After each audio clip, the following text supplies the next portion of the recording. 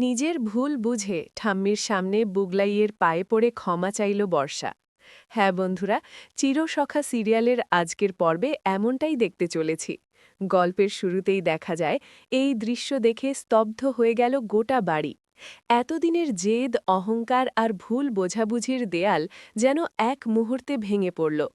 বর্ষা আজ আর আগের সেই জেদি মেয়েটা নয়, চোখে মুখে শুধু অনুশোচনা আর ভয়।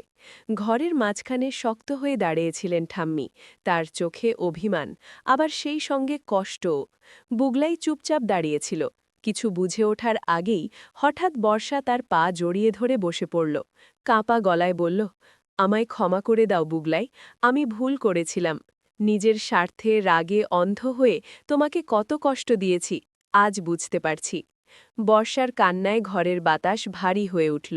ঠাম্মি ধীরে ধীরে এগিয়ে এলেন।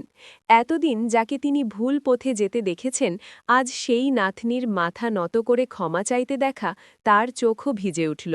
তিনি বললেন, ভুল করা মানুষ মাত্রেই হয়, কিন্তু ভুল বুঝে ক্ষমা চাইতে পারা সবাই পারে না।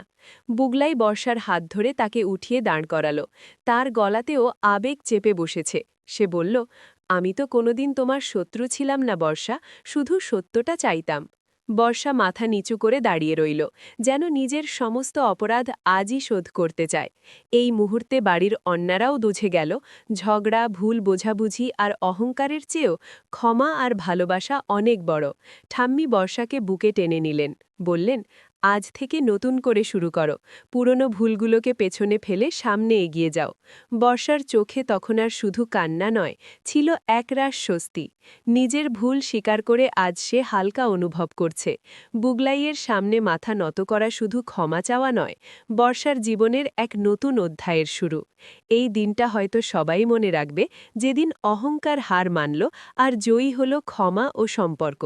আর ভিডিওটি ভালো লাগলে অবশ্যই চ্যানেলটি সাবস্ক্রাইব করতে ভুলবেন না।